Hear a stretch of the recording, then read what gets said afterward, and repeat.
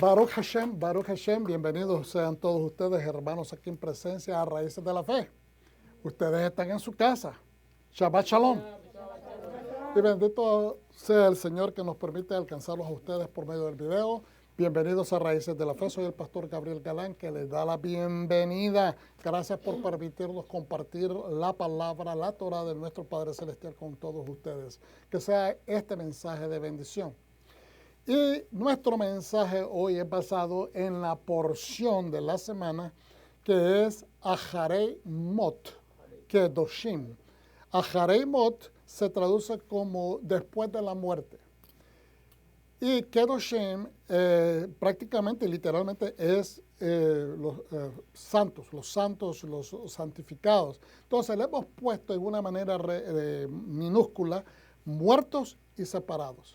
Y eso suena medio raro, porque cuando decimos la palabra muerte, como que la connotación o significado que le damos es algo, ¿verdad?, drástico, y la muerte en sí nos separa, ¿verdad? La muerte separa a los seres vivos de los muertos, obviamente, no es necesario explicarlo, pero creo que la línea que estamos buscando es que siempre hemos entendido la parte de morir en la connotación que la paga del pecado es muerte. La muerte es el producto de que Adán y Eva pecaron y por ende la humanidad entera ahora tiene una fecha de caducación en referencia a vivir en el mundo físico y mueren para después trascender a un mundo espiritual. Pero la muerte que queremos observar hoy tiene que ver con buscar la presencia de Dios, y todo aquel que busca la presencia de Dios tiene que morir en una forma.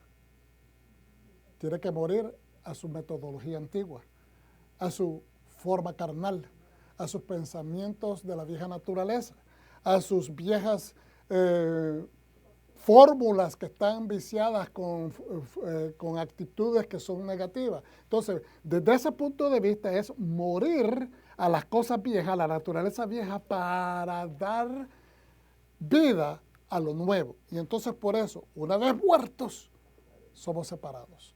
Una vez que morimos a esa naturaleza, es que estamos siendo separados. Nos estamos separando para glorificar a Dios. Nos estamos separando para estar en presencia de Dios. Pero para poder estar en presencia de Dios, tenemos que morir a algo. Y se entiende que es la vieja naturaleza. Entonces, desde ese punto de vista, muertos y separados, y como subtítulo le hemos puesto, hermanos, es un subtítulo largo, pero tiene sentido. La Torah prohibitiva libra de muerte, y la activa, refiriéndose a la Torah que es performativa, la Torah que tenemos que hacer, la Torah que nos dice, tienes que accionar esto, tienes que hacerlo, tienes que ponerlo por obra, es la que te otorga vida. Vuelvo y repito, la Torah prohibitiva te libra de la muerte. Y la activa te otorga vida. ¿Qué está diciendo, pastor? La instrucción que usted le da como padre de familia a un niño y le dice, no haga esto porque si te hace esto te va a pasar tal cosa negativa. Pues te está evitando el papá o la mamá que tú como siendo muchacho tengas un accidente por no obedecer esa instrucción y te vaya a pasar algo.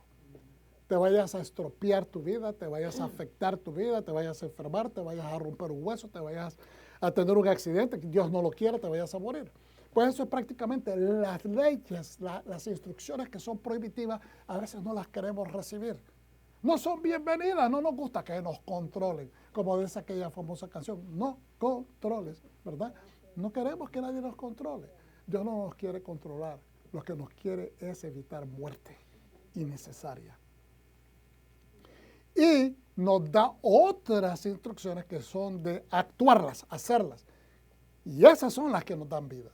Una nos evita morir y las otras nos dan vida.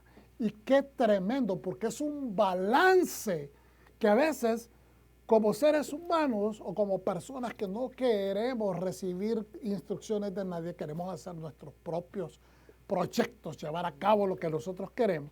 A veces no queremos seguir los rieles de estas instrucciones y por eso nos damos nos encontramos con estos bloqueos, con estas obstrucciones, con estos problemas que nosotros mismos creamos en el camino por no haber seguido la instrucción. Pero lo que Dios quiere es evitarnos muerte y darnos vida. Entonces, nuevamente, para separarte para Dios, tenemos que morir a ciertas cosas. Es bien sencillo de entender. Entonces, de la Torah, hermanos, estaremos leyendo Levíticos 16:1 al 20:27. Levíticos 16:1 al 20:27. No vamos a leer todos los... yo voy a buscar acá algo para que no se me olvide, porque si no, lo voy a dejar en su lugar, ya listo para leerlo de allí. Gloria al Eterno. Y entonces, de los profetas, Amós 9:7 al 15, de Amós 9:7 al 15 y del pacto renovado, Mateo 15:10 al 20.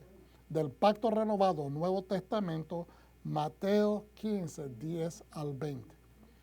Esas son la estructura que vamos a seguir hoy. Quizás hay otras escrituras que vamos a ver. Y aquí tengo un par, ¿ok? Que son como una especie de direccional. Estas dos escrituras, ¿ok? Una es de Números 15:15. Y los israelitas de nacimiento y los extranjeros. ¿Por qué pusimos esta escritura ahí? Porque muchas veces la gente dice, no, es que eso es de la Torah, eso ya es el Viejo Testamento y eso no es para nosotros. Bueno, aquí dice bien claramente, los israelitas de nacimiento, eso significa el natural nacido, israelita. Y los extranjeros son la gente de otras naciones que se les sumaron. Son iguales ante el Señor y están sujetos a los mismos decretos, están sujetos a la misma ley. Esta es una ley perpetua para ustedes. Tendrá que cumplirse de generación en generación. ¿Estamos entendiendo? La palabra de Dios no es para ustedes sí y para ustedes no. Porque eso sería de que Dios está haciendo diferencias de personas. Y Dios no hace, dice bien claramente en la Escritura, que Él no hace diferencia de personas. Porque entonces no sería un juez justo. Y Dios no va a permitir que su Torah sea utilizada de una manera equívoca y que no alcance justicia para toda la humanidad. Adán significa humanidad, toda la humanidad. No nada más. Mire, justos e injustos. Porque todos tienen que enfrentarse al juez y el juez tiene que regir esos procedimientos legales con la misma ley. No puede hacer, ok, como tú obedeciste la Torah, yo te voy a dar privilegio. Eso no es Dios. Pero como fuiste desobediente, entonces yo voy a ser más rudo contigo. Eso no sería justicia. Porque la ley no se lleva a cabo así. Si los seres humanos no pueden y no deben utilizar la ley de esa manera, mucho menos Dios. Dios no lo va a hacer. Y después tenemos la segunda escritura, que como les digo, son direccionales para que vayamos entendiendo para dónde vamos. Entonces el Señor le dijo a Caín, ¿por qué estás enojado? ¿Por qué estás en rebeldía? ¿Por qué te molesta el bien ajeno? ¿Por qué estás buscando ese enojo como justificación para llevar a cabo lo que quieres hacer? ¿Por qué estás justificando esa ira para dejarte llevar por ella misma, para que te influencie, para que te ayude a cometer lo que quieres cometer? Vamos a leerlo otra vez. Entonces el Señor le dijo a Caín, ¿por qué estás enojado? ¿Por qué ha decaído tu semblante? No es que se te cayó la cara, no, sí, la cara se le cayó, estaba enojado. Pero Dios está viendo más allá, está viendo la intención detrás de la cara. ¿Ok? Si haces lo bueno, ¿acaso no serás enaltecido?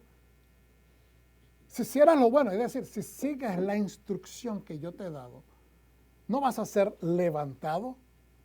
Porque muchas personas piensan que Caín de la manga sacó su mala actitud. No, ellos tenían Torah, ellos tenían instrucción. Adán y Eva recibieron toda la Torah. Tal vez no los 613 mandamientos, pero sí ciertamente recibieron una Torah bastante completa, porque ellos tenían que operar dentro de una situación para poder agradar a Dios. Ellos tenían que llevar a cabo esos mandamientos, y lo vamos a ver en un momento. Entonces dice, pero si no lo haces, vamos a volver hacia atrás. Si haces lo bueno, ¿acaso no serás enaltecido? ¿Acaso no me vas a agradar y yo te voy a premiar? Pero si no lo haces, el pecado está listo para dominarte. Vas a caer en el jueguito de esa corriente. Te va a llevar la corriente. ¿Por qué? Porque te estás dejando influenciar por la propia corriente, el ímpetu de tu enojo. Y es ahí donde está. Acuérdense, enojo es ira, y el enojo es un ímpetu, es una fuerza. El enojo es, podríamos decir, como dice en Santiago, yo siempre lo estoy repitiendo porque, no sé, eso me ha edificado mi vida. En la ira de los hombres no opera la justicia de Dios. Entonces, cada vez que una persona esté enojada, se le va la justicia al suelo. No puede ver la diferencia. Lo que quiero es satisfacer de que mi enojo reciba lo que siente que tiene que recibir, y no le importa la justicia con los demás. Entonces, es la manera más fácil de cometer pecado, en otras palabras. Entonces, vamos hacia adelante. Baruch Hashem, hermanos, somos Raíces de la Fe, ya ustedes saben. Bienvenidos a todos aquellos que quieran reunirse con nosotros. Estos son algunos de los libritos que utilizamos para estudiar. No son todos, pero ahí están algunos como ejemplo. Tratamos de prepararnos, no para ser el mejor, no para tener toda la razón, pero para observar lo mejor que podamos la Santa Torah y los mandamientos, y dejarnos aconsejar por aquellos que han estudiado más que nosotros. Bendito sea su nombre. Vamos a hacer la oración poniéndonos de pie y dándole honra a quien nos ha compartido de su santa sabiduría en la Torah. Berehu et Adonai Habevoha. Baruch atah Adonai Eloheinu melech haolam asher bahar banu mikol ha'amim venata lanu et tohatu. Amén. Bendigamos a Adonai y bendito es Él. Bendito eres Adonai, nuestro Elohim, Rey del universo, quien nos escogió entre las naciones y nos instruyó con su Torah. Bendito es Adonai. Amén. Pueden sentarse, hermanos. Y acuérdense, hermanos, que la Torah, a veces decimos, la Torah del Señor. Desde el momento que Él entregó en el Sinaí, es nuestra Torah. ¿Estamos entendiendo? Siempre la gente, porque entre más decimos, la Torah es del Señor, bueno, es como que es de Él. No, te la entregó para que la hagas tuya. Es nuestra Torah. ¿Okay? Entonces, Levítico 16 dice así, en la primera parte, porque esta es una doble porción. Aharei mot, después de la muerte. Adonai habló a Moshe después de la muerte de los dos hijos de Aarón, cuando intentaron sacrificar delante de Adonai y murieron.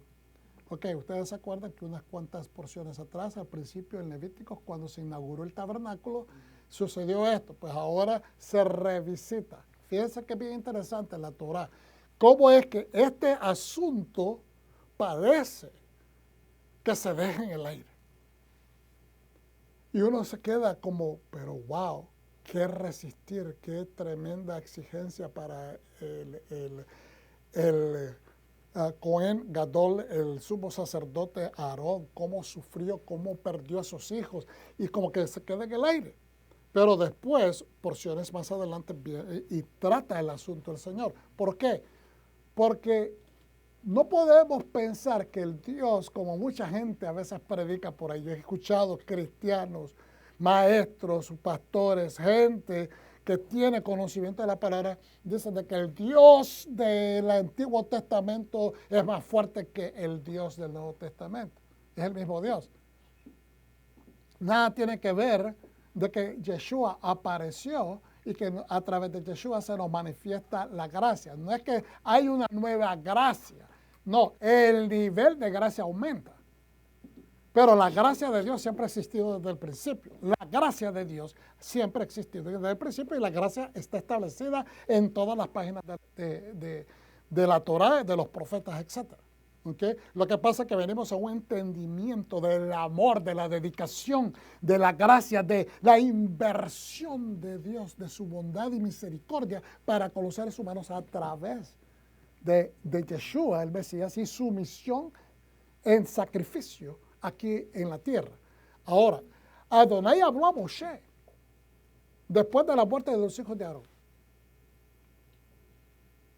Y no es que fue después, fue durante el tiempo. Lo que pasa es que es acá donde llega Moshe al punto donde va a hablar de este asunto. No es que se dejó para más tarde, es que aparece en el orden de aparición. La Torah está ordenada en una manera que nos ayuda a ir entendiendo cuál es la santa, pura y perfecta voluntad del Eterno. Y acá nos dejan saber de que Dios le importa mucho la pérdida de nuestros hijos. Le importa mucho la razón por la cual se perdieron, la razón por la cual murieron. ¿Ok? Y dice lo siguiente, después de la muerte de los hijos de Aarón, cuando intentaron sacrificar delante de Adonai y murieron. ¿Cómo va a ser posible que intentando para sacrificar para Adonai, es decir, traer una ofrenda, presentar una ofrenda para el Señor, cause que ellos mueran? Bueno, Adonai dijo a Moshe, dile a tu hermano Aarón, que no entre en cualquier momento al lugar santo, no es para ellos entrar.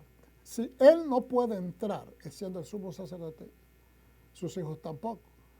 No puede entrar cuando tú lo desees.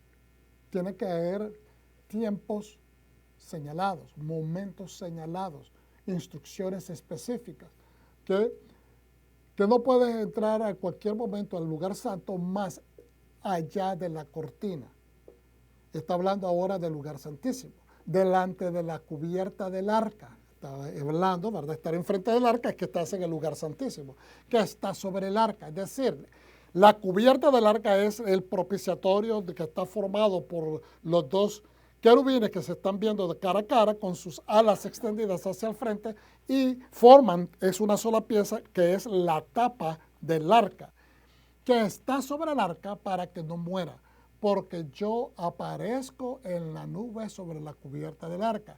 Bueno, esto lo sabe perfectamente Moisés y esto lo sabe también perfectamente Aarón, que Dios aparece, va a hablar desde en medio de estos dos querubines sobre la tapa.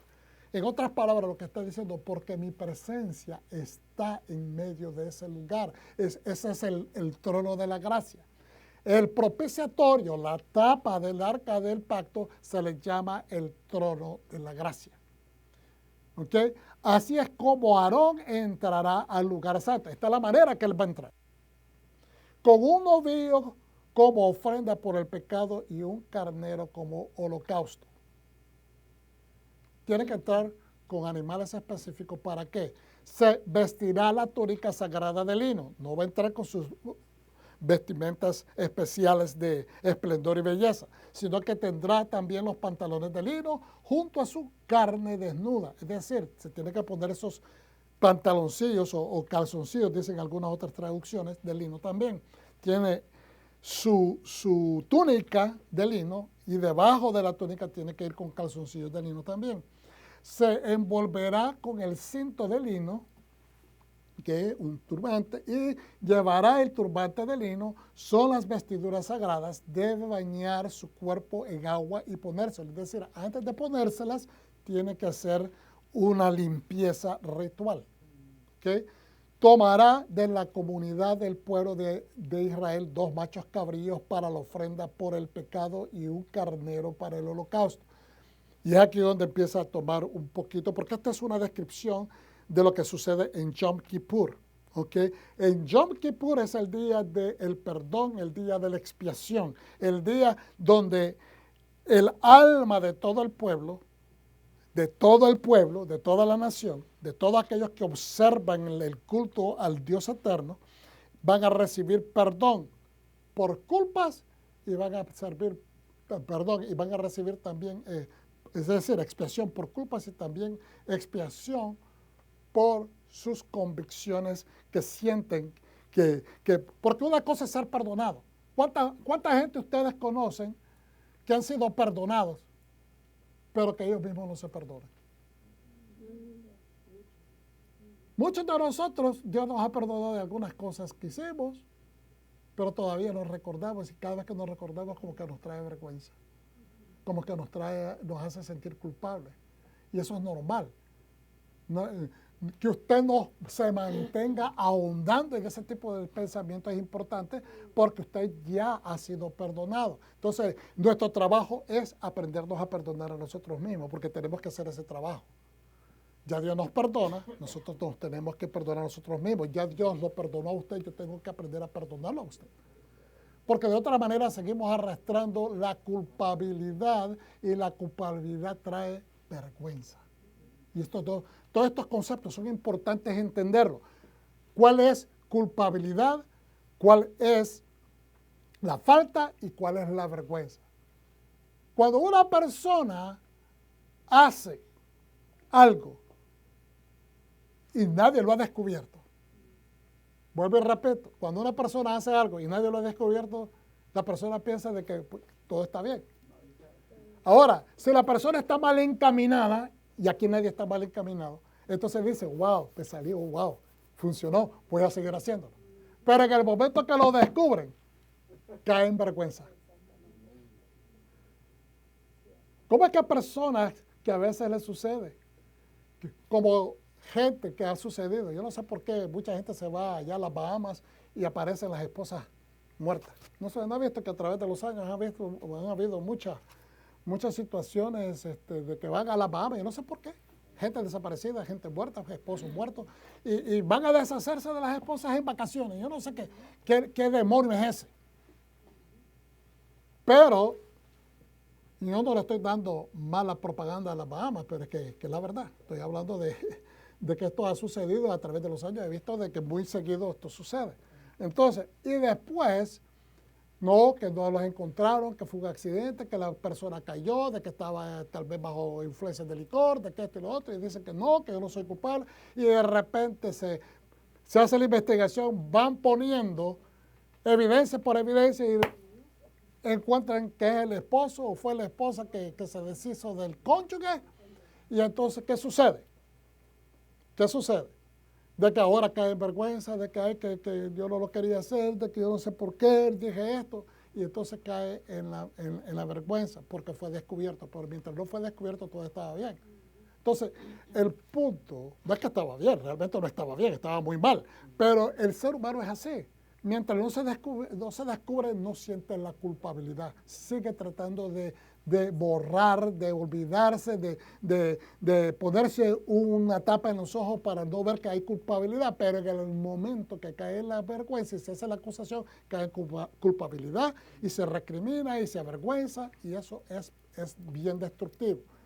Hay algunas personas que no regresan de esa sistemática social o de esa situación social, mejor dicho, y algunos optan por quitarse la vida, lo cual es también bien trágico. Pero en el caso de los hijos de Aarón, hemos entendido de que ellos realmente no estaban tratando, lo hemos visto, lo hemos estudiado de diferentes ángulos, que si creían que se creían mucho, de que tal vez cometieron un error, de que si rompieron los protocolos, y que tal vez estaban muy tomaditos y quisieron bien entusiasmados de lo que estaban experimentando, se metieron donde no deberían de meterse, o que usurparon simplemente por rebeldía, porque querían quitarle la posición a los padres. Todo eso lo hemos estudiado a través de los años, pero aquí el punto que estamos viendo, todos podemos cometer un error. En este caso a ellos desgraciadamente les costó la vida. ¿Por qué? Por lo que dice en los versos siguientes. Así es como Aarón entrará al lugar santo. ¿Cómo? Con un novillo como ofrenda por el pecado y un carnero por holocausto. Le está dando la instrucción, esta es la manera como el sumo sacerdote puede entrar ahí. Ellos no eran sumos sacerdotes, por lo tanto no entraron siguiendo ese protocolo. Siempre hemos creído que solamente lo del fuego que Dios nos pidió, el fuego, es decir, esta ofrenda, ¿no? Posiblemente incienso, lo que sea, que ellos entraron quemando algo, pero que no, siempre hemos querido nada más, pero ahí te lo está diciendo, esta es la manera como el sumo sacerdote es el único que puede entrar ante esta presencia de Dios en el lugar santísimo. Y ellos entraron allá sin seguir este protocolo. Y dice, se vestirá en la túnica sagrada de lino. Ellos tal vez no entraron siguiendo el protocolo de las vestiduras de lino. No lo sabemos, puede ser que sí. Tendrán los pantalones de lino junto con sus carnes desnudas. Se envolverá con el cinto de lino y llevará el turbante de lino. Son las vestiduras sagradas. Es decir, el requisito es que tienen que vestirse con las vestiduras sagradas, pero antes de ponérselas se tienen que hacer una limpieza ritual. Entonces me hace cuestionar por qué Dios da todas estas instrucciones después de la muerte. No es que esperó de que se murieran, no. Él está para evitar que esto continúe sucediendo. Por lo tanto, si Él está dando todas estas instrucciones es porque hubo, en mi opinión, esta es mi opinión, ¿ok? Puede ser que ellos hicieron violación a todos estos puntos.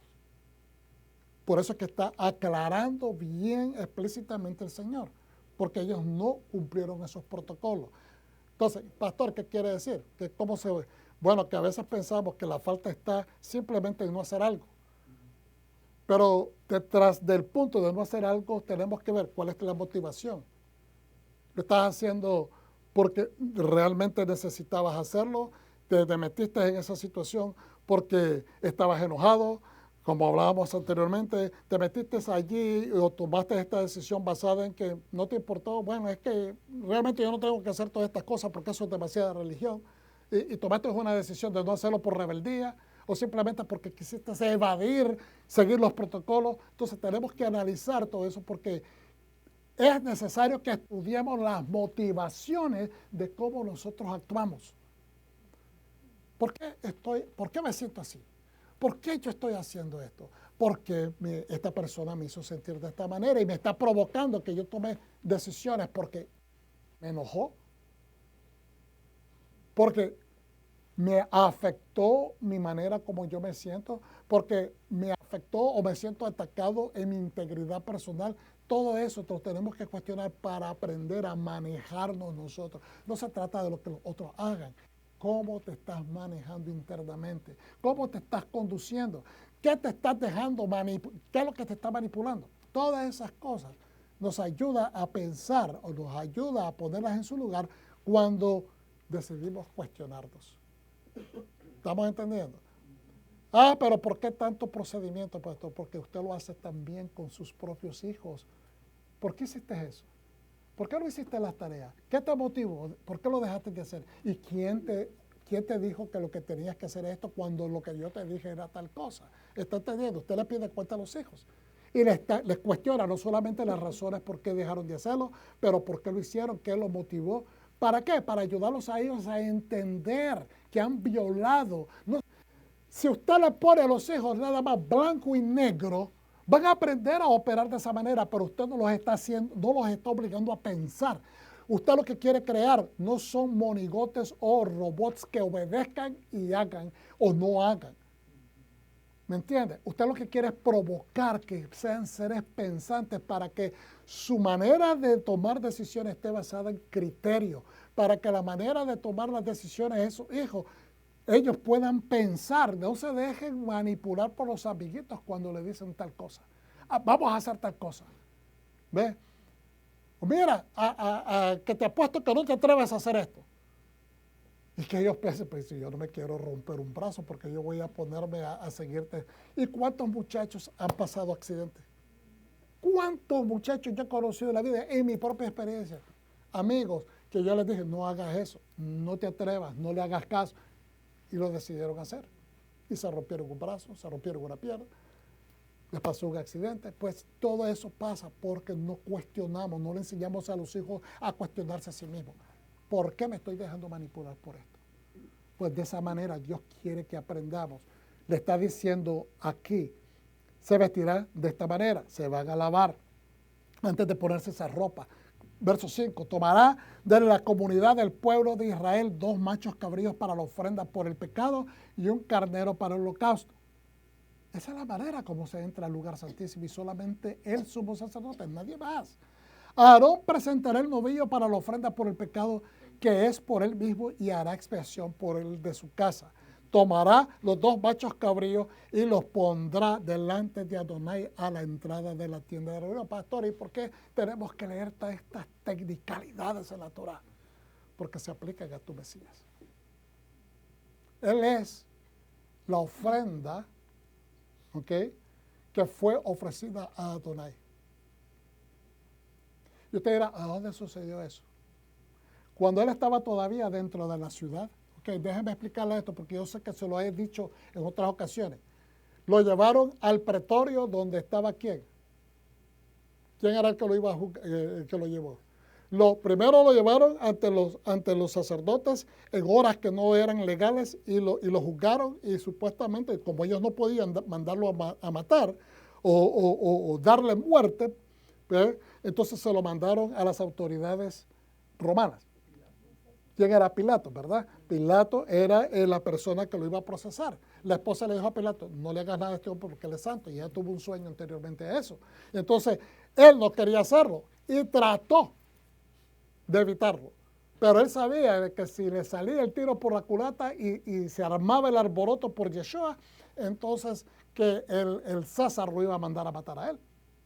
Porque él iba, en otras palabras, a provocar o permitir que hubiera una posible revolución en Jerusalén contra el sistema romano. Entonces, ¿qué sucedió?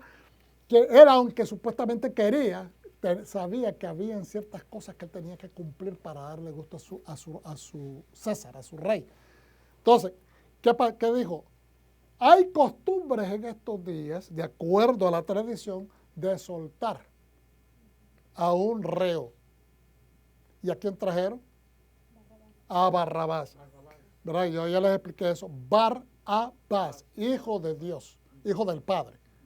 Barrabás es lo que significa. No es un nombre despectivo como muchas personas piensan. Es el hijo del Padre, Barrabás. ¿Ok? Y el hijo de Dios que se llamaba era Yeshua. Entonces ustedes tienen ahí a los dos chivos. Los dos son puestos como iguales porque los dos son judíos. Uno es un celote que quería, ¿qué significa un celote? Una persona que quería la liberación de Israel de la opresión romana. Y después Yeshua es el Hijo de Dios, que es uno que está cumpliendo la Torah, que no está en pelea, que no está en guerra, que no está montando peleas, sino que está montando una pelea espiritual, ¿ok? Sí está poniendo una pelea, pero es una pelea espiritual, no inculcándole al pueblo que se levanten en una revolución física y de guerra, de sangre. Entonces, tiene a los dos y él dice, ¿a quién escogen ustedes? Entonces dijeron, ¡a Barrabás! Entonces, escogieron a Barrabás.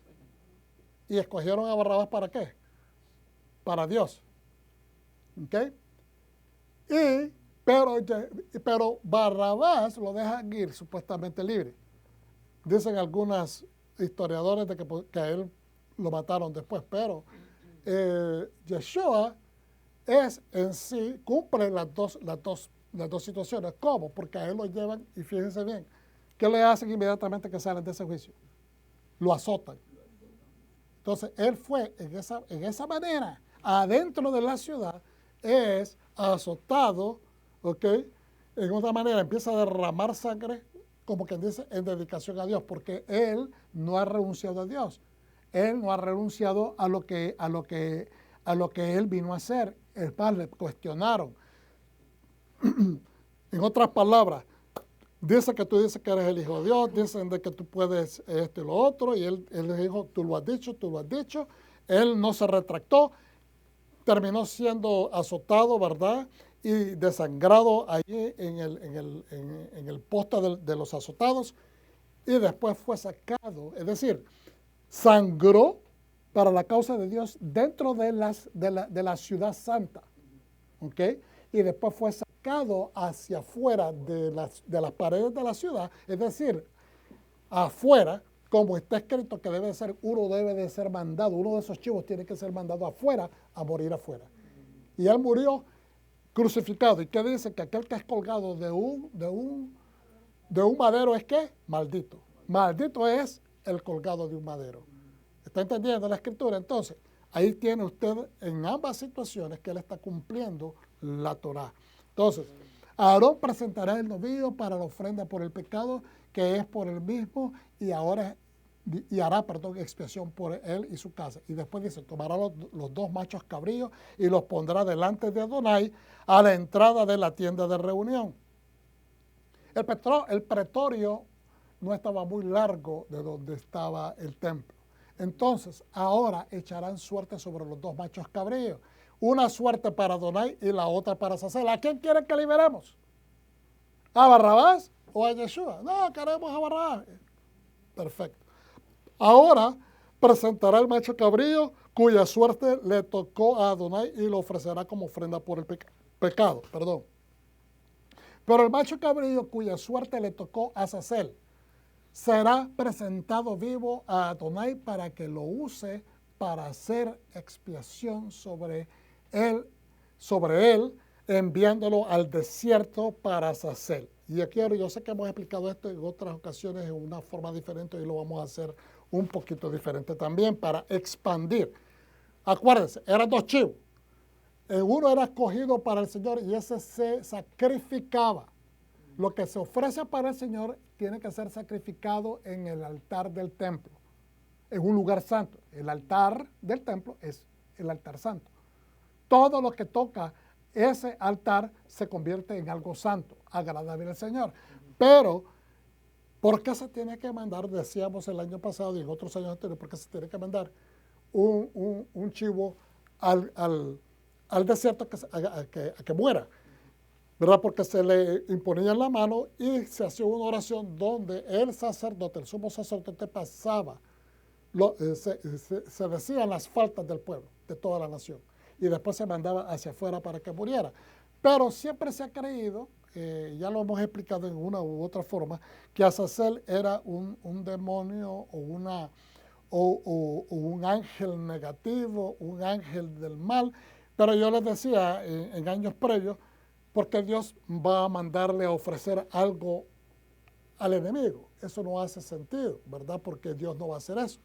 Especialmente si Él mismo nos indica que nosotros no debemos de tener otros dioses fuera de Él. No hace sentido. Entonces la explicación, vamos a buscarla acá. Ténganme paciencia que voy ahí.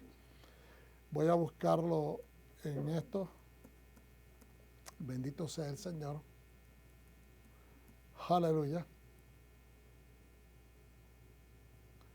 Ok. Antes de llegar ahí, acá, dice, ¿qué son los demonios cabra? Esto es, en una forma, estudiando un poquito de la antropología. ¿Para qué? Para que entendamos por qué. Porque si nosotros siempre tomamos, leemos lo que está en la Biblia y no escarbamos, no vamos a entender lo que estamos leyendo. ¿Okay? ¿Qué son estos demonios cabra? En este caso, también Azazel. Y ya dice, no ofrecerán sus sacrificios a los demonios cabra, dice en las versiones más regularmente los machos cabrillos. Ahí esto está equivocado. La traducción correcta es demonios cabra, no es machos cabrillos, sino, vuelvo y repito, esto está en Levítico 17:7. Y ya no ofrecerán sus sacrificios a los demonios cabra con los que se prostituyen.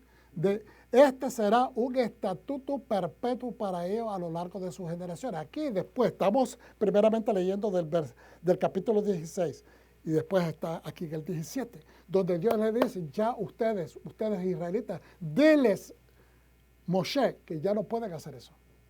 No pueden andar ofreciendo sacrificios en los campos abiertos para el desierto, para esto, porque la gente tenían estos temores de estos demonios cabras que habitaban desde la antigüedad, desde muchísimos siglos antes, la gente tenía temor de estos demonios cabras.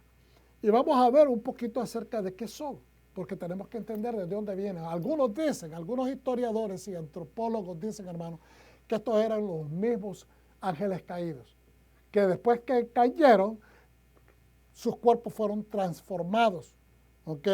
Y que recibieron estas formas de seres con forma humanoide, con cabeza o caras de cabras peludas. Y de ahí es donde se saca el concepto del diablo que nosotros conocemos, con cara de un chivo, con una cola, etc. ¿Okay? Que en la antigüedad los griegos le decían pan, y creo que en latín o en otros le dicen fauna o fauna o algo por el estilo. Se me va la pronunciación, pero por ahí va. Y Dios dice, de aquí en adelante no pueden hacer eso más. Entonces, ¿qué son estos demonios cabras? Se les conoce como los Seirim, Seirim, Seirim. También se mencionan una vez en Levítico 17:7, que ese es el versículo que tenemos arriba, probablemente como una alusión a los demonios asirios de Asiria o de Siria, conforme, dice, con forma de cabra. Estos eran unos demonios peludos. Este es Samuel Bojar, que es un erudito, y otros eruditos bíblicos identificaron a los Seirim con deidades egipcias con forma de cabra, refiriéndose a Levítico 17:7, donde Dios amonesta a Israel a abstenerse de sacrificarle a los Seirim. Eso es los demonios cabra o estos seres, ¿verdad? En esta manera. La enciclopedia judía nos da una cantidad de información sobre demonios o demonología en la Tanaj, en el Antiguo Testamento. Así, ¿verdad?, que se citan ciertos artículos ahí, pero vamos a ver dos formas. Vamos a ver los Seirim y los Shedim. Rapidito, hermano, no los quiero cansar, pero quiero que entiendan, quiero que entendamos. ¿Okay? Los Seirim son seres peludos, a los cuales los israelitas les sacrificaban en el campo abierto. Por eso es que Dios les dice que ya no pueden hacerlo, porque si Dios les dice ya no lo pueden seguir haciendo, y esto es una ley para siempre, es porque lo hacían. ¿Ok? Y eso es cuando Dios manda que hagan el sacrificio del cordero. ¿Estamos entendiendo? Las cabras y los corderos son animales más o menos primos, ¿okay? Son especies primas, ¿ok? ¿Y qué sucede? Que cuando él manda a hacer eso, tenían ellos conjuros en sus dinteles de las puertas, en las entradas de sus puertas. Pues eso es lo que Dios está mandando a cubrir. Que sacrifiquen a un lama, a un cordero, cubriendo esos conjuros o esas afiliaciones que tenían a estos dioses o a estos seres. ¿Por qué? Porque en la antigüedad la gente pensaba de que esa manera podían proteger a los de su casa de esos demonios en el desierto.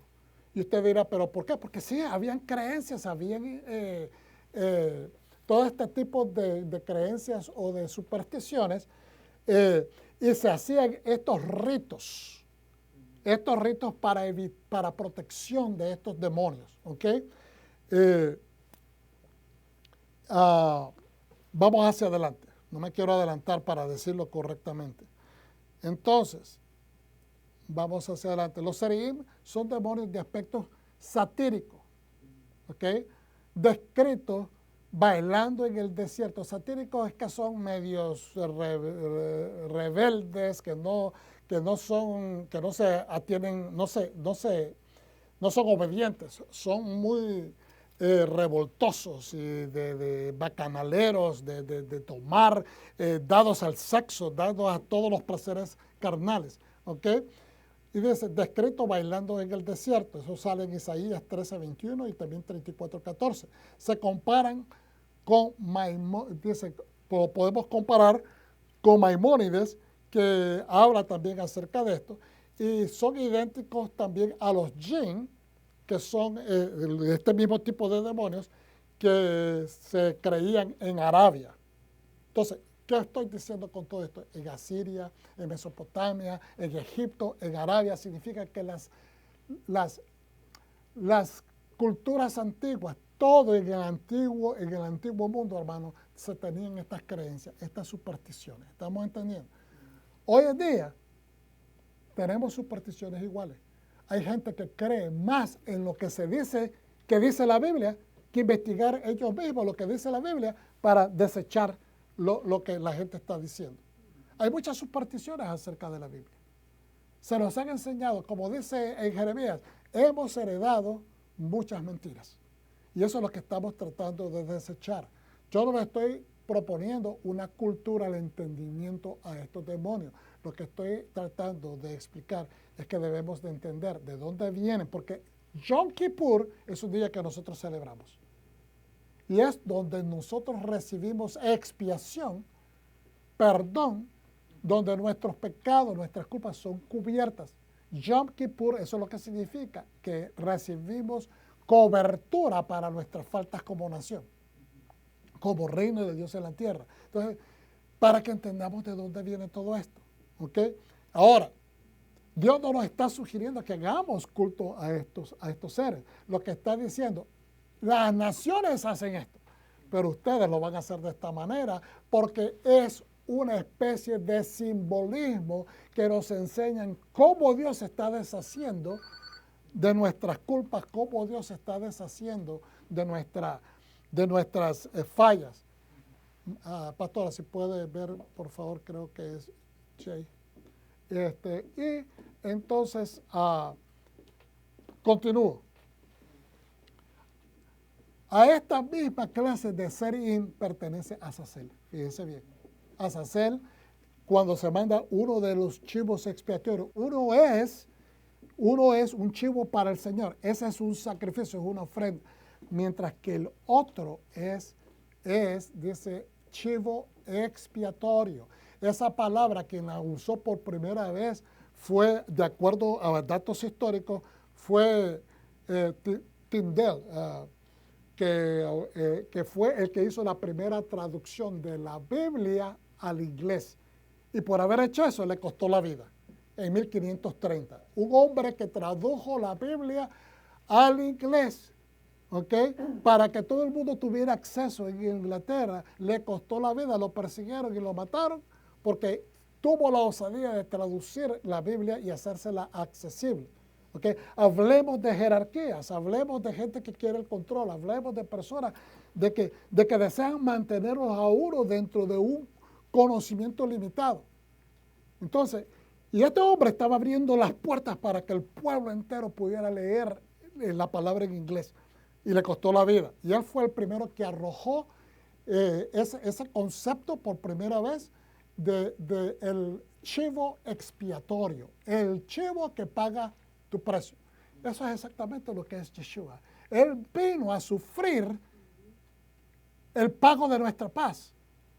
El pago de nuestra paz fue sufrimiento, fue dolor, fue desangramiento, fue muerte. Por lo tanto, el chivo expiatorio es eso, el que representa, el que toma el peso de todo ese castigo y se lo lleva al desierto.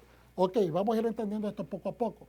Esta es la misma clase a la cual pertenece Azazel, el demonio con aspecto de cabra del desierto, una cabra peluda, ¿okay? Y salvaje, agresiva, ¿okay? Y probablemente el jefe de todos los Seirim, así como Lilith, que sale en Isaías 34:14, posiblemente la gacela y las siervas de campo, por los cuales la sulamita, que también se habla en Cantar de los Cantares, cuando le dice, les conjuro a ustedes, hermanas, que no despierten el amor. Dice, estos son estudios, no estoy diciendo que esto es exactamente, pero lo que estoy tratando es para que entendamos que en la antigüedad estos conceptos no eran nada raro. Esto era el mundo, esta era la manera, ¿cómo se dice? La manera como ellos entendían el mundo, el cosmos. Era la visión cósmica. Hoy en día hay personas que tienen una visión cósmica que Yeshua puede hacer lo que le da la gana, que no tiene que ajustarse a la Torá, que no tiene que ajustarse a la ley de Dios, porque Él es el Hijo de Dios y tiene la autoridad de hacer. Toda autoridad me ha sido dada. Eso se lo podemos entender. El que Dios te dé toda la autoridad no significa que con la autoridad que Dios te dé, que te la dio toda, puedes hacer lo que te da la gana. Eso no significa eso. Significa que te la puedes confiar completamente, enteramente, porque te vas a sujetar a cumplir exactamente lo que requiere esa ley, no a romper la ley. Entonces muchas personas tienen, eso es una idiosincrasia equívoca sobre la potestad del Mesías. Y eso es una superstición. Y si nosotros corremos con supersticiones pensando que Yeshua puede hacer lo que le da la gana, estamos cometiendo un grave error. Porque vamos a malinterpretar toda la escritura basada en ese error. De ese error surgen como alrededor de 10 violaciones que surgen de esa justificación. Y no tengo tiempo para entrar en ellas. Pero, y posiblemente más, pero por lo menos 10 justificaciones equívocas que no pueden darse lugar de esa manera. Entonces, después dice, también a veces se cree que son piedras de campo. Por eso me da mucho que a veces cuando miramos películas o rendiciones de películas, ¿verdad? Como la de Noé, que salió hace muchos años atrás, más de 10 años atrás creo yo, que los ángeles caídos tomaron forma de piedra. No sé si ustedes vieron esa película, pero en esa película el concepto es que se formaron en piedra. ¿Ok? Bueno, hay otros conceptos dicen que sus cuerpos cambiaron y se volvieron como cabras peludas, ¿verdad? Que esos son estos seres que conocemos como los Asirim. ¿Y qué otra cosa podríamos decir? Que quiero avanzar un poquito más rápido. Ok. Dice, parecen ser demonios de campo de la misma naturaleza. El desierto como morada de los demonios era considerado el lugar de donde emanaban enfermedades tales como la lepra. Fíjense bien los conceptos antiguos. El desierto era considerado, como era un lugar desolado, un lugar de hambre, un lugar que cualquiera podía morir, se comparaba como un infierno. El desierto, como es caliente, se consideraba, tal vez el concepto no estaba completamente formado, pero era un lugar de muerte, de destrucción, de desolación, de ruina. Y eso es exactamente los conceptos que representan el infierno. ¿Okay? Y que ahí vienen las enfermedades, como la lepra, que destruye el cuerpo por completo. En los casos de la lepra, una de las aves, miramos, ¿verdad?, que se utiliza el mismo concepto de dos animales igualitos que se traen, ¿verdad? Una de las aves, apartada para ser ofrecida como sacrificio expiatorio, era después, dice, una era muerta y en la sangre de esa muerta, ¿verdad?, se metía la otra avecita y se bañaba en esa, se cubría de sangre y después la soltaban a la libertad. Y entonces la otra era liberada para que se llevara la enfermedad de regreso al desierto. Pues eso es lo que se lleva. Las maldiciones, las enfermedades, el mismo concepto de rebeldía. Todos esos pecados eran invocados sobre ese segundo animal, el chivo expiatorio, y eran llevados afuera de la ciudad, porque no podía morir adentro de la ciudad santa. Porque estamos tratando de extirpar, de sacar lo que no le agrada a Dios fuera de estar cercano a Dios. Y es ahí donde tiene que ver lo que decíamos al principio. El que se va a acercar a Dios, dice la misma escritura que Dios dice, yo voy a exigir santidad de esa persona. Por eso la persona que entra a servir al Señor tiene que cuidarse. Cómo piensa, cómo hace, qué es lo que dice, ¿me entiendes? Porque no puede expandir cosas negativas porque eso no quiere Dios, no le agrada a Dios. ¿Ve? Y si me voy a acercar a las cosas santas, la persona tiene que procurar ser santo, como dice en la segunda porción de esta doble parashat, o parashat, ¿verdad? Que dice, después de muerte, o después de la muerte, kadoshim, después de la muerte, santificación, separación. Entonces dice de que el que se acerque a él tiene que buscar juiciosamente ser santo, porque así como tu Dios es santo, ustedes tienen que ser santos. ¿Estamos entendiendo? Ok, vamos terminando esta sección. Entonces, el llevarse, el chivo expiatorio tiene que morir en el procedimiento. Por eso se llevaba a un lugar seco, rocoso, a un guindo, a un barranco, de donde se empujaba el animal para que muriera y que no regresara, porque si se dejaba vivo regresaba a la ciudad y traía de regreso las maldiciones. Pues eso es lo que cumple este Azazel. Azazel no es necesariamente de que se le mandaba a ese concepto de Azazel, a un ser. Ese chivo expiatorio no se le mandaba a ese ángel de la muerte, a ese ángel de destrucción, a ese ángel de carencia, de enfermedad, a ese demonio, sino de que al contrario, Lo que le agrada a Dios, se le ofrece a Dios. Por eso eran dos. El chivo que se ofrece es el que el pueblo presenta para poderse acercar al Señor.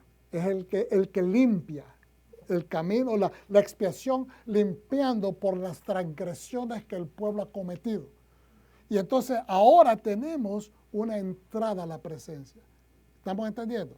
Uno nos acerca, ¿ya? Uno nos acerca porque le agrada a Dios. Fue escogido específicamente para ofrendarlo a Dios. Pero el otro se lleva la parte nuestra, la parte animalística, la parte primitiva, la parte que no se quiere someter a la voluntad divina. Se invoca esa parte de rebelde, pecaminosa, lujuriosa, que quiere nada más lo contrario a Dios. Eso se invoca porque se están confesando. En Yom Kippur se confiesan todos los tipos de fallas que podemos cometer. Las que cometemos con intelecto y las que cometemos por falla, las que cometemos por si acaso, las que cometemos a veces con pensamientos. Todo se menciona ese día. ¿Para qué? Para que todo quede invocado sobre ese segundo ser y es el que se lo lleva todo afuera y que sea extirpado de en medio de nosotros. ¿Y qué quiere decir? Que representa la decisión nuestra de deshacernos de todo lo que no le agrada a Hashem. Eso es lo que representa ese chivo expiatorio. Por eso es que Yeshua, como yo les he explicado en diferentes maneras, en diferentes formas, ¿había perdón para faltas en el templo a través de las ofrendas? Sí, había 5 diferentes formas de ofrendar. Y había expiación para pecados. Había expiación para transgresiones. Pero la única transgresión que no era perdonada era la rebeldía. Pero entonces, cuando invocamos todo como nación, y se le invoca el sumo sacerdote le ponía las manos a ese chivo expiatorio, se le estaban invocando a ese chivo expiatorio todo lo que era imposible sacar fuera de la humanidad. Y entonces es una manera simbólica de creer de que eso va a ser el vehículo para sacarlo de en medio nuestro y que se lo va a llevar y que se va a morir exactamente donde pertenece, en el infierno. En el lugar caliente, en el lugar donde están los demonios, porque nosotros no pertenecemos a ese lugar. Nosotros somos hijos de Dios, seguimos la Torá y sí cometemos falta, pero no es por una inclinación continua que continúa constantemente pensando en solamente el mal, como dice en la porción de Noé. Que Dios se dio cuenta de que la humanidad de ese momento, de que todo lo que pensaban día y noche era todo inclinado hacia el mal. Rebeldía perpetuada, rebeldía que no querían cambiar, rebeldía que no se arrepentían. Pero el hecho de que el pueblo se presentaba al Señor en el día de Yom Kippur era para pedir perdón como nación. Yo puedo arrepentirme personalmente, pero ahora me estoy arrepintiendo por mi hermano, estoy orando por él, estoy orando por toda la nación, perdonándonos unos a otros. ¿Para qué? Porque no sé qué faltas tienes y tengo que interceder por usted también, por ustedes, por vos, por ti, hermano, por todos. Y de esa manera todos tomamos una responsabilidad comunitaria de ser parte del reino, que somos una nación. No importa en qué parte del mundo estemos, somos parte del reino de Dios, hermanos, a través de la Torá y a través de la sangre del Cordero. Entonces, cuando sale eso, es desbarrancado. ¿Y por qué se tenía que empujar? Cualquiera decía, pobrecito animalito, porque lo están juzgando con ojos de hoy. No están viendo que la cosmología, la manera de ver, interpretar al mundo, tenía que suceder en aquel tiempo de esa manera. Porque Yeshua murió por ti o no murió. ¿Y por qué cuando se refiere al Mesías decimos, bueno, tuvo que morir por nosotros para el perdón de nuestros pecados y lo aceptamos? Pero mucha gente acepta el sacrificio de Yeshua, pero no quieren aceptar, estudiar palabras como estas que hablan de matar animalitos, empujarlos, porque dicen, uy, pobrecito, no, eso es injusto. Pero se vea como a veces invertimos, justificamos la muerte de un ser humano para perdón de nuestros pecados, pero cuando se refiere a lo de un animal, la gente tiene problemas con eso. Pero es que era la cosmología de hace 2000 años, 3000 años, 4000 años hacia atrás. Es la manera como la gente miraba el mundo. Y usted podrá decir, no, pero eso era ignorante. Le voy a poner otro ejemplo. No estamos viviendo en la misma problemática interpretativa. Hermano, lo ritual, la gente tiene problemas con eso. Yo se lo digo al revés y al derecho y tenemos que erradicar ese concepto. Porque lo ritualístico, lo ritual es a manera de interpretación. Lo que hacemos por rituales es para que interpretemos lo que se está dando en lo espiritual. No es que lo ritual sea malo. Bueno, algo ritual puede ser malo o puede ser bueno, pero en el caso de lo que nos dice Dios que hagamos, no puede ser malo. Porque nos está ayudando a quitar la muerte del medio de nosotros y nos está ayudando a darnos vida. Unas cosas, como les digo, los mandamientos prohibitivos nos evitan morir. Por eso es que nos prohíben hacer cosas para que nos evite morir. Hablamos hace un rato de comer carnes que no son kosher. ¿Qué trae eso? Te vas a aumentar el colesterol, te vas a llenar de microbios, te vas a llenar de bacterias, te van a dar infecciones y eso te puede matar. Pero si comes lo limpio, te va a dar vida. ¿Está entendiendo? Entonces está el contraste. La gente tiene que ver esto desde ese punto de vista, pero lo ritualístico, lo ritual, los ritos son es un modo, de interpretación o entendimiento, para que interpretemos la Biblia como Dios quiere que la interpretemos. Porque hoy en día tenemos entonces el problema que se le tiene mucha piedad a los criminales, pero a las víctimas no se habla de nada de ellos. No se defienden los derechos de las víctimas, se defienden los derechos de los criminales. Y hay una problemática en la manera como estas personas interpretan los derechos. Si no hay justicia, no hay derechos. Si no hay justicia, no hay derechos. ¿Cuántos dicen amén? Amén. Entonces, cuando se envía ese animal, cuando se le ha invocado todas esas faltas, todos esos pecados, todas esas falta de dedicación o rebeldía, es sacado. Es una tipología, es un simbolismo de lo que hace Yeshua, nuestro Mesías. Que Él es el que carga con toda nuestra pudrición, con toda nuestra falta, con toda nuestra rebeldía, nuestra falta de atención, nuestros bloqueos emocionales, lo que nos impide servir a Dios con el corazón y lo saca de en medio. ¿Para qué? Para cuando miramos el sacrificio de un ser humano como Él, nos trae a la concientización y nos pone a pensar, hubo alguien que pagó el precio de mi paz, el Hijo de Dios, y nos trae a una convicción interna que nos empieza a inclinar la conciencia. Nos inclina, nos hace pensar, la conciencia empieza a buscar el lado de Dios y empezar a cultivar su voluntad. Pero antes la gente venía, pues un animalito muere, bueno, ahí todos los años vamos a poner un animalito, pero ahora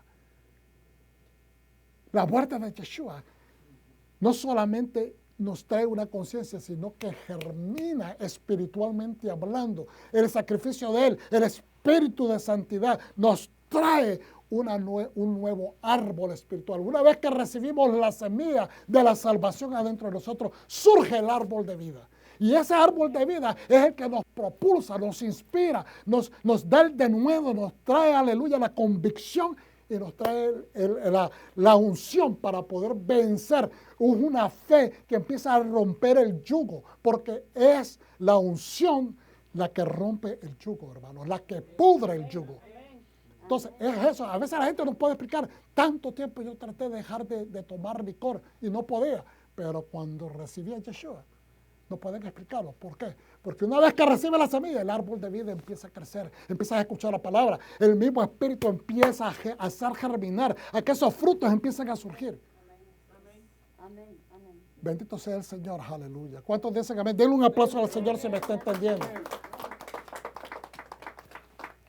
Dejemos que el chivo expiatorio, esa parte de Yeshua, se lleve por completo esa parte que no hemos querido renunciar. ¡Renuncia! A lo que te está atascando, a lo que te está atascando, a lo que te tiene agarrado. ¡Suelta el grillo! Dios quiere que soltemos nuestros grillos, nuestras cadenas. ¿Acaso no lo dice bien claramente? El Cristo rompe las cadenas. Dejémonos de juego. Vamos a seguir hacia adelante. Ok. Y después no lo voy a explicar, simplemente lo digo brevemente. Los Shedim son la otra parte. Los israelitas también ofrecían sacrificios a los Shedim. Deuteronomio 32, 17. ¿Verdad? Y está en los Salmos 37. Uno de los salmos. El nombre que según, que voy a saltar todo eso, quiero ir acá, dice, en la mitología caldea, los caldeos, de donde salió Abraham, salió de Ur de los Caldeos, se creía en estos 7 deidades malignas que eran conocidas como los Shedim. Eran 7. ¿Okay? Eran utilizados por una peculiar ley de contraste, también como genios protectores. ¿De dónde era el genie? ¿Se acuerdan del genie? El genie, el genio de la lámpara de Aladino. Todo eso viene de estos lugares. Ese lámpara de Aladino, el famoso, ¿cómo se llama? No, esa es la de la televisión, pero el genio azul, supuestamente, eso es un demonio. No es necesariamente algo bueno. Porque la idea era que uno caiga en tentación y pida deseos y uno se vaya metiendo más en deuda con ese ser. ¿Y qué es lo que hace el enemigo? ¿Qué es lo que nosotros entendemos en nuestros tiempos modernos? Esa persona vendió su alma ¿al quién? Al diablo. Porque el diablo le dio un deseo. Se habla mucho hoy en día. Ustedes piensan que esto ya pasó de moda, que esto es superstición. ¿Qué es lo que dicen de algunos artistas hoy en día? Que vendieron su alma al diablo, que tienen mucha fama y mucha riqueza y mucho éxito con sus discos y esto y lo otro. Y todo, como muchos se visten ahora, son con trajes demoníacos y con coreografía demoníaca, con vestimentas que hablan de fuego, de infierno y todas estas cosas. Y entonces muchos creen de que están siendo parte de un culto demoníaco. Entonces, ¿son supersticiones o realmente está sucediendo algo, hermano? Entonces, es para que aprendamos que todo esto viene desde la antigüedad. Son los mismos espíritus con los cuales estamos nosotros peleando espiritualmente la buena batalla de la fe. ¿Okay? Y es por eso importante que aprendamos. Entonces, esta gente creía en estos 7 espíritus. Dice, demonios de las tormentas, que cuando habían esas tormentas de arena, representados bajo la forma de bueyes, y debido a que estos colosos bovinos, o estos grandes seres bovinos, que representaban a los demonios malignos, eran utilizados por una peculiar o bien específica ley de contraste, también como genios protectores de palacios reales y edificaciones similares al nombre Shed. Yo quiero que ustedes han visto estos famosos, que usted, no sé si usted se ha preguntado por qué en muchas catedrales e iglesias de Europa, los famosos gargoyles, en las construcciones, que son unos seres en forma demoníacas, que son como ángeles demoníacos cuidando las iglesias. En la parte de arriba. Usted nunca se ha preguntado, ¿y por qué si estas son cosas de Dios, por qué tienen a los diablitos esto acá? Mezclando los santos con los profanos. De todas estas cosas, de todas estas creencias, para que protejan, imagínense. Porque estos temores eran para supuestamente protección. Entonces, hace unos años atrás que aprendimos con el hermano Rico Cortés, a quien le agradecemos mucho del entendimiento a través de los años sobre cosas antropológicas, ¿verdad? De que hay estos ritos que se llaman, ahorita se me ve el nombre, pensé que me iba a venir a la mente, pero atropopaico, algo por el estilo.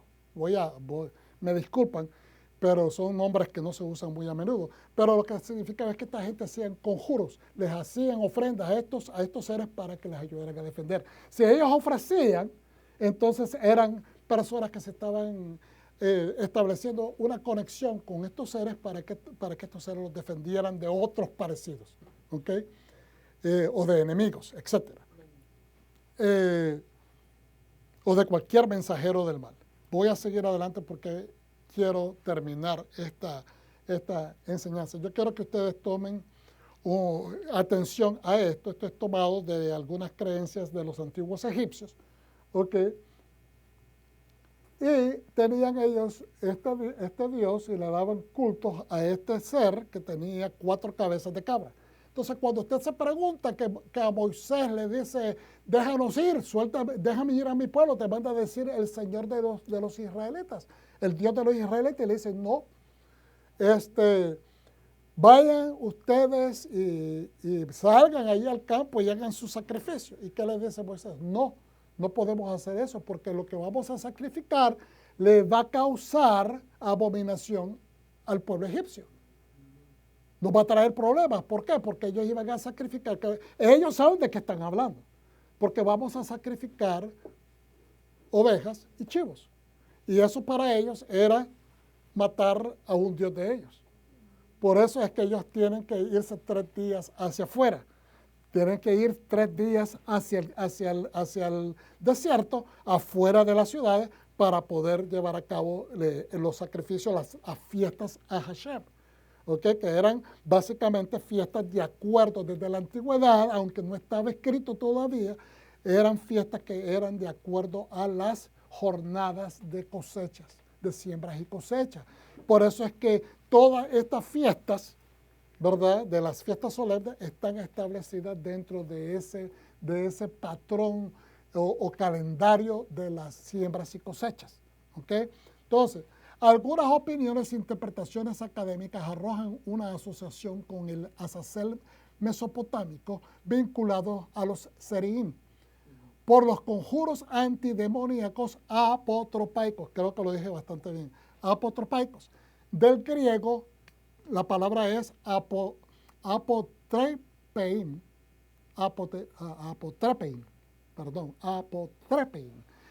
que significa alejar, desviar, bloquear con ritos, objetos y amuletos.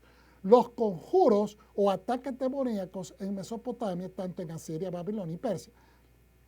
Dice, donde poderes demoníacos peligrosos, que eran poderes demoníacos peligrosos en el desierto, e incluido estaba Azazel, hacia quien se enviaba a una de las cabras durante el día de expiación.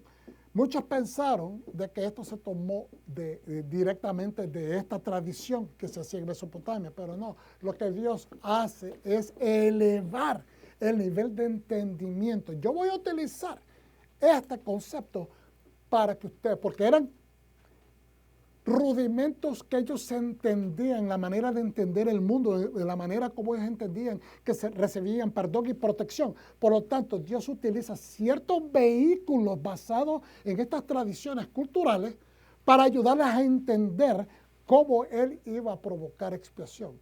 Cómo después, eventualmente, proféticamente hablando, cómo Yeshua, el Mesías, viene a cumplir este tipo de acciones, pero de una manera mucho más elevada, mucho más en justicia, mucho más en conocimiento, mucho más en verdad y en santidad.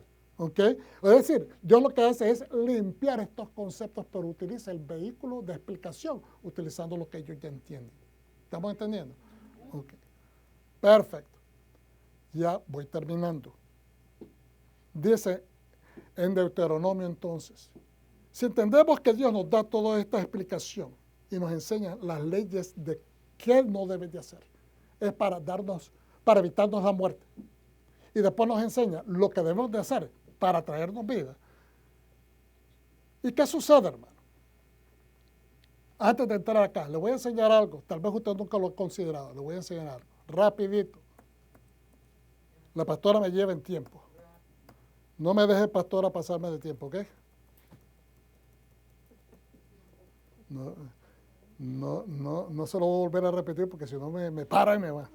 Me quita del aire. No, mentira. Se está gozando, hermano. Ok. Mire, cuando Adán y Eva comieron del árbol prohibido, básicamente transgredieron los 10 mandamientos. Cuando Dios dice, no comas puedes comer de todo, pero de este árbol no me lo toques, este es mío, no me lo toques. Pero te dejo saber, también está allí, en medio del Edén, ¿el árbol de qué? De la vida. Le dice, no toques de este, pero le recuerda, ahí está el árbol de la vida.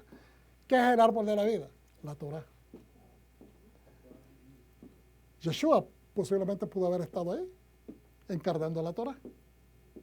¿Ok? O metafísicamente o espiritualmente, como usted lo quiere decir.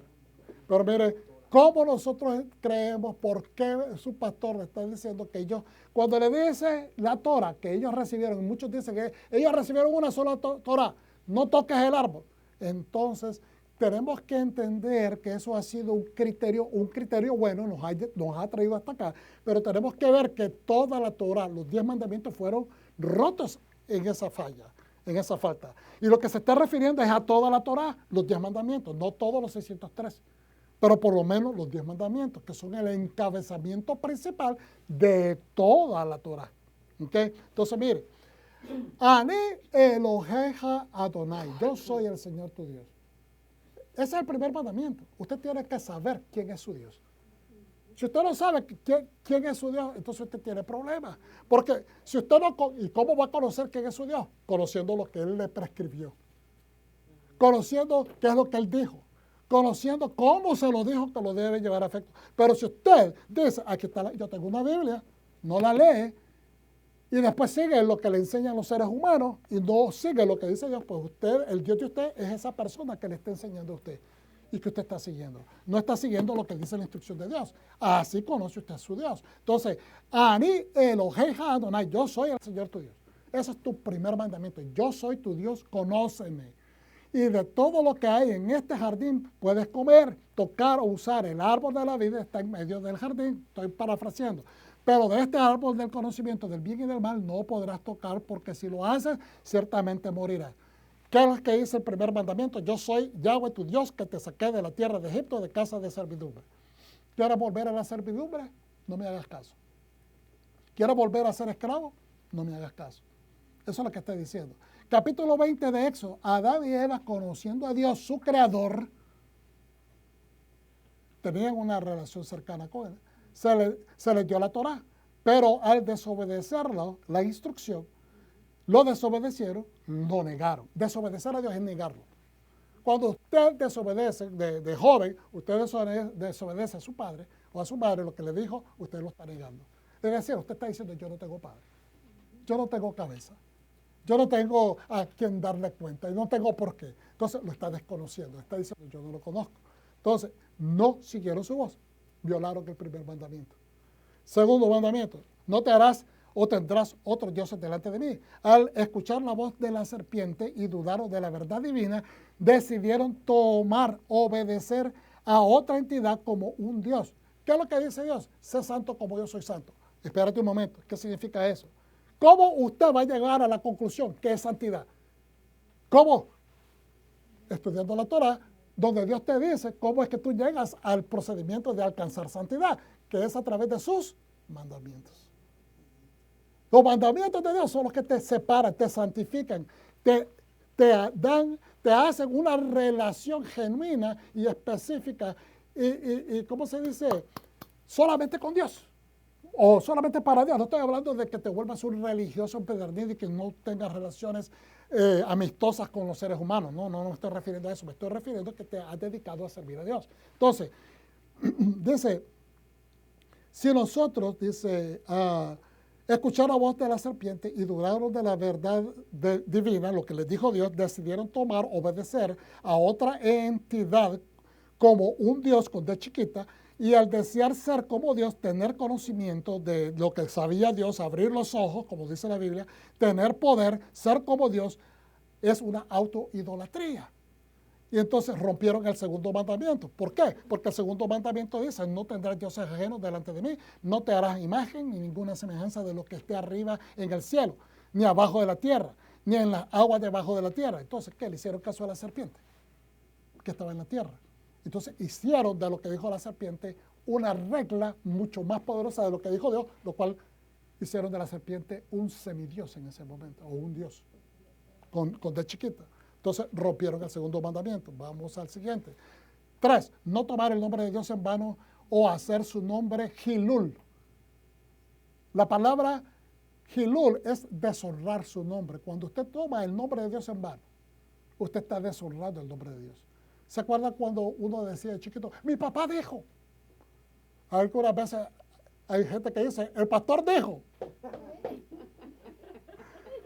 No, no, hermano. Eso es deshonrar el nombre de la persona, porque si la persona no ha dicho eso, la persona no puede decir, fulanito dijo, mi papá dijo. Y yo fui culpable de eso cuando estaba jovencito, de decir mi papá dijo, mi mamá dijo, y eran mentiras. Y mi mamá me agarró una vez y me tuvo que disciplinar. Y usted sabe, cuando digo disciplina, no es a la moderna. Me disciplinó con una tajona, bien fuerte. ¿Ok? Dice, al interactuar con la serpiente en una conversación donde mencionaron a Dios y lo que dijo él, pero trajeron duda. Tergiversaron la veracidad de lo que él dijo. Agarraron mitad verdad y hicieron mitad mentira. Deshonraron el nombre de Dios, que significa Hilul Hashem. Hilul Hashem, deshonrar el nombre sagrado. Entonces, ¿qué es lo que dice? Y ahí es de hoy la explicación, no tengo tiempo de leerlo todo, pero tergiversaron, cambiaron, transformaron, modificaron, para que se justifique conforme a mi carne, el hacer lo que quiero hacer. Entonces dice, no tomarás el nombre de Hashem, Adonai, tu Dios, en vano, porque no dará por inocente Hashem al que tomare su nombre en vano. Entonces, no podemos decir yo soy inocente cuando sabemos que hemos faltado. Observa y santifica el Shabbat. Adán, la humanidad fue creada en la segunda parte, horas de la luz del día sexto de la creación. Es decir, después de 6.000 años. En las horas, digamos, en los últimos 500 años de esos 1.000 años de ese sexto milenio, fue creado el hombre. Por eso el número del hombre o de humanidad es el número 6, la letra Vav. Inmediatamente fue introducido al Gan Edén, al Edén, a la presencia, que es la presencia de Dios, al espacio sagrado, en presencia, donde Dios se mueve.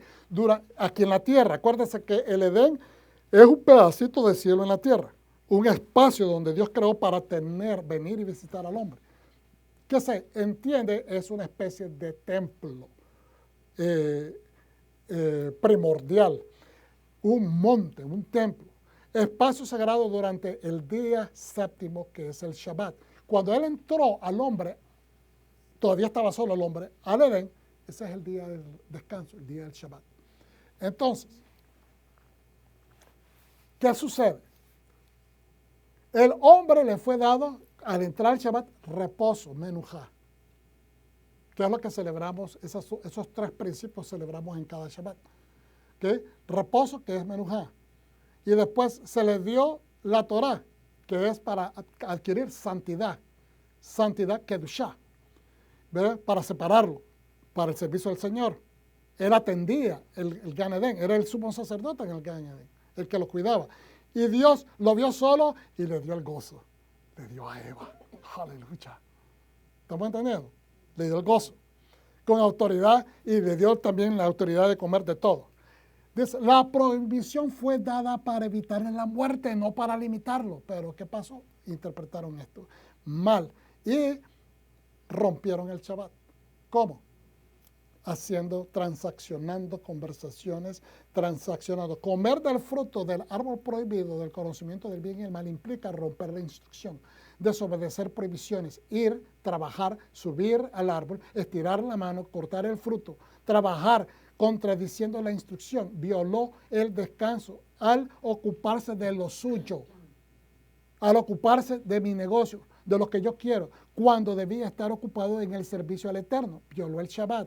¿Y qué es lo que dice en el verso 8 del capítulo 20, versículo 8 de Éxodo? Acuérdate del día de reposo para santificarlo. 6 días vas a trabajar y harás tu obra. Vas a hacer las cosas que te conciernen a ti, más el séptimo día de reposo es para el Señor. Okay, vamos a seguir hacia adelante. Honra a tu padre y madre para que tus días y los de tu descendencia sean largos en la tierra. Estoy parafraseando, hacerlo corto. O la herencia que Dios te da, ¿verdad? Con la desobediencia y la duda sobre lo que dijo Dios, Adán deshonró a su creador y padre. Entonces, honra a tu padre y su madre, fueron violados. Sexto mandamiento, no asesinarás. Desobedecer provocó la muerte. Ellos perdieron, iban a vivir quizás para siempre, pero le dijo Dios, si cometes esta falta, ciertamente vas a morir. Y provocaron la muerte, que entrara la muerte a la humanidad. Por lo tanto, asesinaron. ¿Por qué se le llama asesinar y no matar? Porque no fue en guerra que ellos tuvieron que matar, sino que conociendo el mandamiento, desobedecieron y provocaron la muerte, es decir, asesinaron, rompieron la ley. No cometer adulterio. Adulterio es idolatría, deslealtad. Acuérdense que adulterio no es solamente tener relaciones sexuales con el cónyuge que no te pertenece. Adulterio es idolatría, deslealtad, cambiar, tergiversar lo dicho, escuchar la voz de otro quien es contrario a Dios. Es otra voz que no sea tu esposo, o otra voz que no sea tu esposa, romper el convenio, ese arreglo, establecerse cara opuesta a lo que dijo Dios. Entonces, eso es cometer adulterio. 8, no robarás. Le dijeron, no toques el árbol porque es mío, eso no lo puedes tocar. Estiraron la mano y agarraron lo que Dios le dijo, no te pertenece, hurtaron. 9, no levantes falsos testimonios contra tu vecino, no mentirás. Dios preguntó, ¿dónde estás, Adán? Él se escondió. ¿Por qué? Estaba desnudo, tenía vergüenza. No solamente la convicción de la falta, pero tenía vergüenza de ser encontrado. Desnudo. Porque él mismo se dio cuenta hasta en ese momento que estaba desnudo. ¿Okay? Y dijo que oyeron, dice, se escondió y dijo que oyeron el llamado, pero tuvieron temor. Esconderse detrás de los árboles es metáfora para decir, dieron muchas excusas, mentiras para no venir a la presencia. Incurrieron en el pecado, es decir, culpa y vergüenza. El pecado trae culpa y vergüenza. Las dos cosas se expiden en Yom Kippur. Las dos cosas son necesarias porque si tú no pasas vergüenza, no viene esa convicción. Y si la culpa se mantiene en ti, te destruye. Por lo tanto, las dos cosas conllevan, o sea, las dos cosas son parte de las dos caras del pecado. Las dos cosas tienen que ser tratadas con el tratamiento de Yom Kippur. ¿Ok? Entonces dice, no hablarás contra tu prójimo falso testimonio. ¿Ok? ¿Y qué es lo que hicieron ellos? ¿Qué hiciste, hombre? ¿Por qué fallaste? La mujer que tú me diste. Le echaron la culpa al otro. Y después le preguntaron a la mujer. O sea, se escondieron y encima de eso echándose las culpas. Mintiendo, ¿verdad? Hablando mal, ¿verdad? La serpiente sí tenía culpa porque fue la que provocó el engaño. Pero lo que estamos viendo es que echarse la culpa es hablar falso testimonio porque cada uno de nosotros tenemos que aceptar nuestras propias fallas individuales. Ahora, el número 10, no codicies lo ajeno. Adán y Eva desearon lo que no les pertenecía. Desearon el poder de Dios, la sabiduría de Dios, ser como Dios. Y, es decir, como lo puse aquí, querer tener todo conocimiento, autoridad y poder cuando ya tenían garantía de ser hijos de Dios. No codiciarás la casa de tu prójimo, no codicias la mujer de tu prójimo, ni su siervo, ni su criada, ni su buey, ni su asno. Desearon lo que ellos tampoco tenían la capacidad de poder manejar, hermanos. Es importante que entendamos esto. Termino con esto, Colosenses, y me callo. Por tanto, esto lo leímos este miércoles pasado, pero quiero simplemente amplificar un poco. Por tanto, no permitas que nadie los juzgue con respecto a lo que comen o beben, o en cuanto a la observancia de fiestas, lunas nuevas o días de reposo. Que nadie lo juzgue, no se deje juzgar porque usted observa la Torah. En una cápsula, la Torah. Porque hay muchas voces que hoy dicen que no debemos de hacer eso. No podemos escuchar la voz interpretativa de personas que siguen ritos que no se adhieren, que no se apegan a lo que prescribió el Creador. Si nosotros queremos obedecer a Dios, es a Dios, a lo que está escrito, bien claro y pelado. Pero si le obedecemos interpretaciones de otras personas, estamos arriesgando que vamos a fallar, no le vamos a atinar. Y después no queremos que cuando lleguemos a la presencia de Hashem nos diga, apartados de mí, porque yo no los conozco. Usted se deja conocer con el Padre, porque el Padre sabe que usted indagó y obedeció de acuerdo a su voluntad. Dice, las cuales son una sombra de lo que ha de venir, pero la realidad es Mashiach, es Cristo. Eso no significa que todas estas cosas son sombras. Lo que está diciendo son elementos gráficos y el cumplimiento es Mesías. ¿Qué es lo que nos está diciendo? Que todas estas cosas son sombras y que porque eran sombras ya no los tenemos que practicar. No, al contrario, lo que nos está diciendo es que tenemos que entender todas estas cosas porque las fiestas solemnes son el mapa profético de cómo el Mesías va a llevar a cabo su obra y entonces podemos verlo a Él, podemos entenderlo, podemos obedecer bien claramente que nuestros ensayos y nuestra aplicación a la Torá no son simplemente creencias vanas, sino que tienen un cumplimiento que se llama vernos de cara a cara con el Mesías. ¿Estamos entendiendo? Y terminamos con esto. Que nadie los condene deleitándose en una falsa humildad y en la adoración de ángeles, entrando en detalles sobre cosas que ha visto o que no ha visto. Y se hinchan sin causa por su mente carnal. Hay mucha gente que se infla porque creen que tienen el conocimiento exacto. Y no es así. El conocimiento exacto está basado en lo que Dios prescribió, no en las formas interpretativas.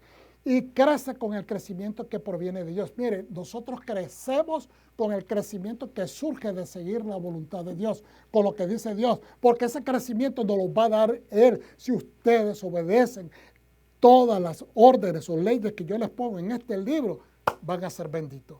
Eso es lo que dice la prescripción. Es decir, nos va a dar el incremento, el crecimiento viene por Dios, no por lo que digan los hombres. Y dice, nos tenemos que aferrar a la cabeza de quien todo el cuerpo está sostenido y unido por ligamentos y tendones. Y entonces yo digo, ¿verdad? Esas personas no se aferran, estas personas que tienen esa mente carnal, que creen que ellos tienen la razón, siguiendo direcciones que están fuera de la Torah. Entonces dice, y no se aferran a la cabeza es Yeshua, es Cristo, es Mashiach, de quien todo el cuerpo está sostenido y unido. El cuerpo del Mesías está sostenido por seguir los ligamentos y tendones. ¿Cuáles son los ligamentos y tendones? Mire, ligamentos y tendones y encima está la capa de los músculos. Eso es lo que sostiene el cuerpo. Decretos, estatutos, mandamientos. Eso es lo que mantiene el cuerpo del Mesías en unión. Seguir lo que ha instruido Dios y crece con el crecimiento que proviene de Dios. Eso es lo que nos da crecimiento. Seguir la voluntad del Eterno. Hermanos, porque las prohibiciones fueron dadas para evitarnos la muerte. Y la Torah performativa o que tenemos que accionar, las obras, son dadas para que nos dé vida. Que ustedes reciban vida y vida en abundancia. Porque dice bien claramente la Escritura que Él ha puesto de testigo los cielos y la tierra, nos ha puesto el bien y el mal, las bendiciones y las maldiciones, y que escojamos la vida para que vivamos nosotros y nuestra descendencia. ¿Cuántos dicen amén? Amén. Muramos a lo que Dios quiere que muramos y seamos separados en santidad para la gloria de Dios. Aleluya. Ajeremot Kedoshim. Padre, gracias por esta palabra, te bendecimos y te glorificamos, te exaltamos y te damos gracias, Señor. Espero haber podido hacer una buena utilización del tiempo, Señor, que esto inspire, llene de entendimiento y que encauce a personas a indagar más acerca de la fe que tú nos prescribes en estas escrituras. Te damos gracias, te bendecimos y glorificamos y te damos gracias por Mashiach Yeshua, nuestro Salvador. Shalom.